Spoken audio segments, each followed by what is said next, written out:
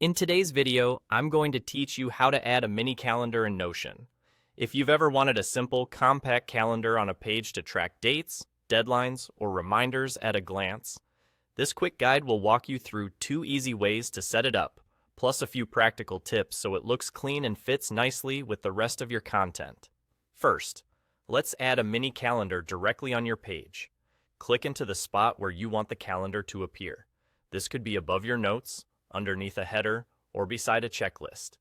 Type a /, then start typing the word calendar. Notion will show the calendar option as you type. Select the inline calendar from the suggestions.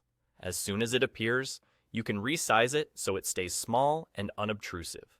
Hover near the edges of the calendar until you see the resize handles, then drag to adjust its width and height. The goal here is a neat, compact view that doesn't dominate your page, so keep it just large enough to read dates comfortably.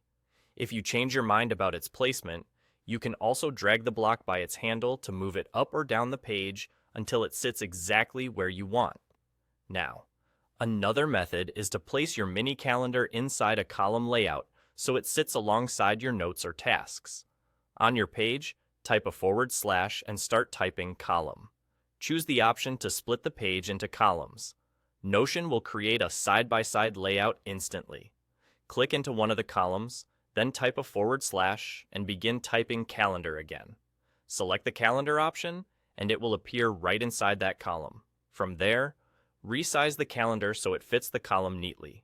You can also adjust the width of the columns by dragging the divider between them, which helps balance your calendar with any text, to-dos, or images in the neighboring column. This approach is great when you want a quick date reference without interrupting your main content area. That's really all there is to it. Use the / command to add a calendar, resize it for a mini footprint, or place it in a column to keep your layout tidy. With these 2 simple methods, you can keep your schedule visible without cluttering your page. Give it a try on a page you use daily and fine-tune the size until it feels just right.